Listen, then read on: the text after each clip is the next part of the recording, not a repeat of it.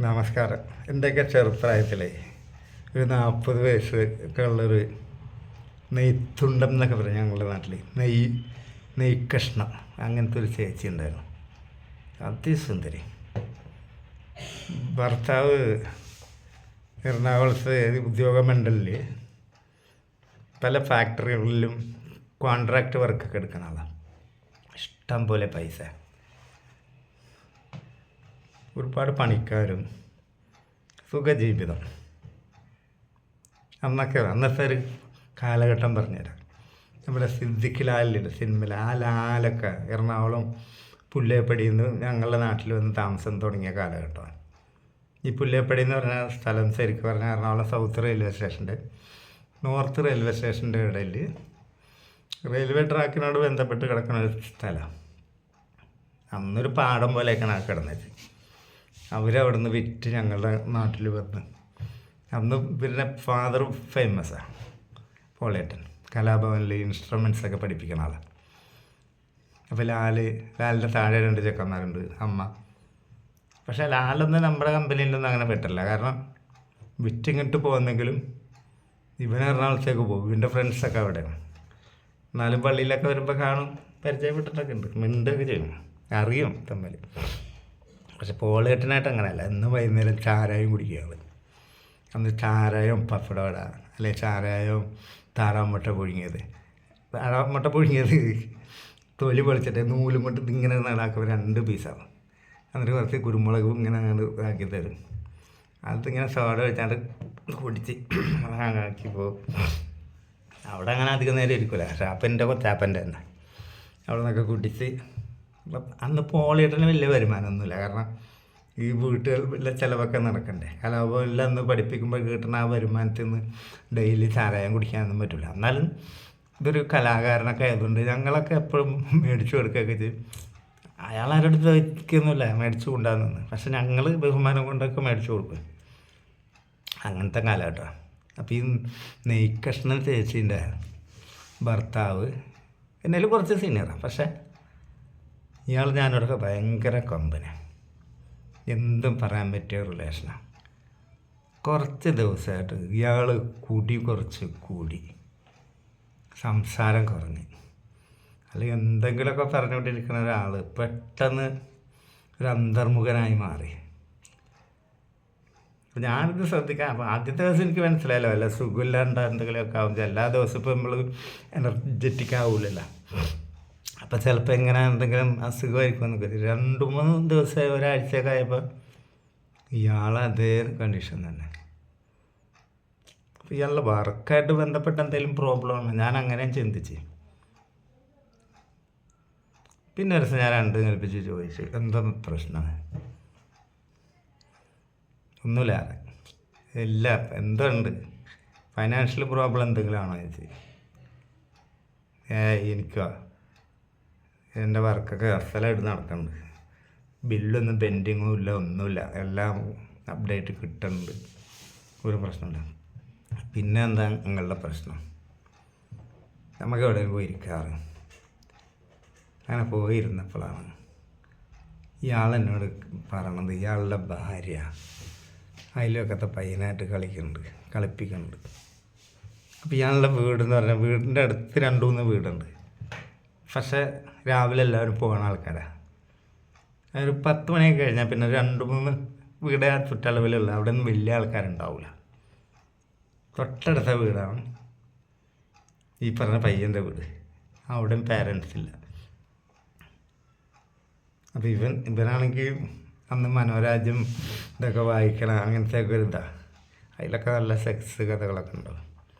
പെണ്ണുങ്ങളുടെ കന്തിനെ പറ്റിയൊക്കെ ഇങ്ങനെ ഡോക്ടർമാർ, ക്രിസറി, അങ്ങനത്തെ പേരൊക്കെ അതിനുണ്ടെന്നൊക്കെ അന്ന് പഠിപ്പിക്കണതൊക്കെ മനോരാജ്യം വായിച്ചാലൊക്കെ നമുക്ക് മനസ്സിലാവും.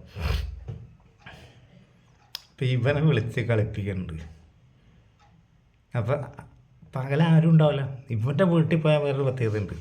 തൊട്ട് മുറ്റത്തിറങ്ങിയാൽ തന്നെ ആ വീടാണ്. ആ വീട്ടിലൊരു പ്രത്യേകത, അതിൻ്റെ ഉള്ളിൽ കയറി കഴിഞ്ഞാൽ മുറിയിട്ട് ഇഷ്ടമാണ്. ആ വീടിൻ്റെ സ്ട്രക്ചർ അങ്ങനെയാണ്.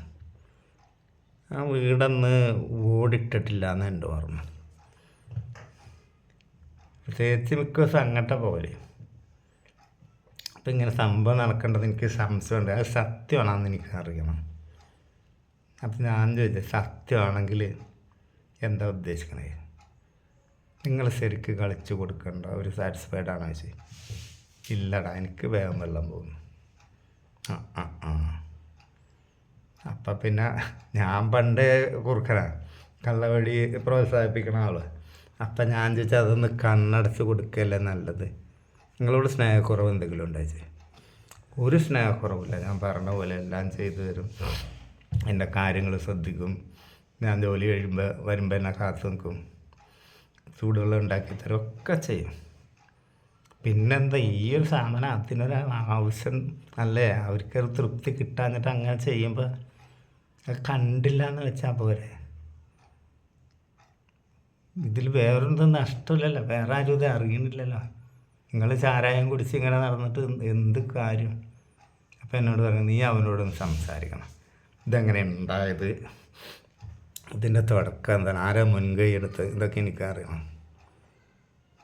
എന്തിനാണ് അങ്ങനത്തെ കുപ്പയിൽ കൈയിട്ട് മാന്താൻ പോണേ? അപ്പോൾ നിങ്ങളുടെ ഭാര്യയാണ് കൂടുതൽ ഇൻട്രസ്റ്റ് എടുത്ത് അങ്ങോട്ട് ചെന്നെങ്കിലോ നിങ്ങൾക്ക് അവരോട് ദേഷ്യം ഉണ്ടാവില്ലേ? ഇല്ല, എനിക്ക് അവളെ വെറുക്കാൻ കഴിയില്ല. അവൾക്ക് ഇങ്ങനെ ഒരു കാമാസക്തി കൂടിയതുകൊണ്ടല്ലേ, എനിക്കത് അറിയാനൊരു ത്രില്ലിനാണ് പറയും. എന്നാൽ ഞാൻ അവനോട് സംസാരിക്കാറ്. അപ്പോൾ ഈ ചെക്കനും ഈ പെണ്ണുമായിട്ട് 18 വയസ്സിൻ്റെ വ്യത്യാസമുണ്ട്. പെണ്ണ് 18 വയസ്സിന് മൂത്തതാണ്. അന്നൊക്കെ അറ്റാച്ച്ഡ് ബാത്റൂം മിക്ക വീട്ടിലും ഇല്ല, മുറ്റത്താണ് കുളിമുറിയൊക്കെ. ഇപ്പോൾ ഒരു 3-4 വയസ്സുള്ള കുട്ടിയുണ്ട് പെണ്ണിന്. അപ്പോൾ ഈ പെണ്ണ് കുളിക്കാൻ പോകുമ്പോൾ കുട്ടി ഒരു 10 മണിയൊക്കെ ആകുമ്പോൾ കുട്ടീനെ ഒന്ന് ഉറക്കും. ഒരു 10 മണിക്കൊക്കെ കുളിക്കാൻ പോകുമ്പോൾ കുട്ടി വീ എന്ന് പറയണേക്കും. അപ്പോൾ ഇവിടെ നിന്ന് ഇങ്ങനെ തൊടേൻ്റെ കുറച്ച് ഈ സാധനത്തിൻ്റെ തൊട്ട് താഴെ വരെ എല്ലാം തോർത്താ കൊടുത്തിട്ടുണ്ടാവുക ഇവർ. എന്നിട്ട് കുളിമുറിക്ക് പോവുക. അപ്പോഴാണ് കുട്ടി കരയുക. അതേ വേഷത്തിൽ വന്ന് കട്ടിൽമേ കിടന്ന് മുല കൊടുക്കും. ചിലപ്പോൾ ഈ ചെക്കൻ കയറി വരും. ഇതൊക്കെ ഈ ചെക്കനോട് ഞാൻ ചോദിച്ചപ്പോൾ എനിക്ക് കിട്ടിയ റിപ്പോർട്ടാണ്. അവൻ പറഞ്ഞ പോലെ തന്നെ പറയാം. അങ്ങനെ ചെല്ലുമ്പോൾ ചിലപ്പോൾ ഈ ചേച്ചി അങ്ങനെ കിടക്കണ്ടാവും. ചിലപ്പോൾ സാധനമൊക്കെ കാണും, നല്ല ക്ലീൻ ഷേവാണ്. അപ്പോൾ നീ നോക്കി നിൽക്കുക. ഞാൻ നോക്കാം, എനിക്ക് നല്ല ഇഷ്ടമാണ് കാണാൻ, അങ്ങനെ നോക്കും. അങ്ങനെ ഒരു ദിവസം ഞാൻ നോക്കണം, അവർ കണ്ടു പറഞ്ഞു. ഒന്നും വേണ്ടിയില്ല. അവർ അപ്പം തന്നെ ചിരിച്ചും കൊണ്ട് പോയി കുളിക്കാൻ പോയി. കുട്ടീനെ ഒന്ന് നോക്കാൻ പറഞ്ഞു. കുളി കഴിഞ്ഞ് അതേ വേഷത്തിൽ വന്നു. പിന്നെ മുന്നിൽ വെച്ച് ഡ്രസ്സ് മാറലും ഒക്കെ തുടങ്ങി. ഇവർ ഫ്രീഡം കാണിക്കൽ തുടങ്ങി. പിന്നെ ഒരു ദിവസം ഇവർ ചോദിച്ചാൽ അപ്പം തിന്നാൻ ഇഷ്ടമാണ് ചോദിച്ചു. അപ്പോൾ ഇവൻ പറഞ്ഞു, ഞാൻ ചായ ഇപ്പം കുടിച്ചിട്ടുള്ളൂ. അപ്പമല്ല, പെണ്ണുങ്ങളുടെ അപ്പം തിന്നണം ഇഷ്ടമാണ് ചോദിച്ചു. അപ്പോൾ ഇവന് സെക്സ് ബുക്കൊക്കെ വായിച്ച് നക്കലും പിടിക്കലൊക്കെ ഇവന് കമ്പം കയറി നിൽക്കുക. അല്ലെങ്കിൽ തന്നെ ഇതിനെ കണ്ട് ഇവൻ കുറേ ബാണം അടിച്ച് കഴിഞ്ഞിട്ടുണ്ട്. ഇവൻ്റെ വായിൽ നിന്ന് വീണ വാക്കുകൾ. അങ്ങനെ ഈ പെണ്ണ് ചോദിക്കുക, നിനക്കിഷ്ടമാണോ? ഇവനെല്ലാം എത്ര വയസ്സിന് മൂത്താണല്ലോ. അപ്പോൾ ഇവള് കുറച്ച് മെജോറിറ്റി കാണിക്കണം. ചെക്കനൊന്ന് ഇൻട്രസ്റ്റ് ആക്കണം. ലാസ്റ്റ് നിൻ്റെ സാധനമൊക്കെ വലിയ മനുഷ്യന്മാരുടെ അത്ര ആയോ എന്നൊക്കെ ചോദിച്ചിട്ട് മുണ്ടിനുള്ളിൽ ഇവർ കൈയിട്ട് പിടിച്ച്. എന്നിട്ട് ഇവള് പറഞ്ഞ് ഇത് കൊള്ളാലോ. പിന്നെ നിനക്ക് കൊതിയുണ്ടോ ചോദിക്കും. കൈ കൊണ്ട് അങ്ങോട്ടും ഇങ്ങോട്ടൊക്കെ അടിച്ചു കൊടുത്ത് ചെക്കനെ കൊണ്ട് ഇവർ ഫസ്റ്റിൽ നക്കിപ്പിച്ച്. കുറേ ദിവസം അതുമാത്രം കൊടുത്തിട്ടുള്ളൂ. അങ്ങനെ ഇവനെ ഇൻട്രസ്റ്റ് ആക്കി. പിന്നെ ഇവൻ അങ്ങോട്ട് ആഗ്രഹം പ്രകടിപ്പിച്ച് ചെയ്യണമെന്ന് പറയും. അങ്ങനെ ഒരു ദിവസം ഇവൻ്റെ വീട്ടിൽ നിന്ന് കളിച്ചപ്പോൾ ഈ ചെക്കനല്ലേ, ചെക്കന്മാർ നല്ല ആക്രാന്തത്തിൽ അങ്ങനെ അടിച്ചു കൊടുത്ത് ചെക്കൻ്റെ അടി ചേച്ചിക്ക് പറ്റി. പിന്നെ നക്കലും അടിയായി. അതിനെ പറഞ്ഞിട്ട് കാര്യമില്ല, ഇയാൾ തൊട്ടുണർത്തി പോവും. അതിൻ്റെ ഒന്നാമത്തെ കാരണം ഇയാൾ കുടിക്കും രാത്രിയാണ്. ഡെയിലി കുടിച്ചാൽ ഒന്നിനും പറ്റില്ല, ആരെയും പറ്റില്ല. ഓവർ കുടിച്ചാൽ. ഇത് നല്ല ചോര നീരുള്ള പെണ്ണല്ലേ, എന്തിനു പറയണ. ഇവനെല്ലാം തത്ത പോലെ പറഞ്ഞ് ഈ ചേച്ചി നക്കിച്ചതും പല വിധ മോഡലുകൾ എടുപ്പിച്ചതും പുസ്തകങ്ങൾ ഇങ്ങോട്ട് വായിക്കാൻ കൊടുത്തതും ചിത്രങ്ങൾ കൊടുത്തത്. അന്നൊക്കെ ഇംഗ്ലീഷ് കളർ ഫോട്ടോസുള്ള ബുക്ക് കിട്ടും. അതൊക്കെ എവിടുന്നോ ഇവന് കൊടുക്കും.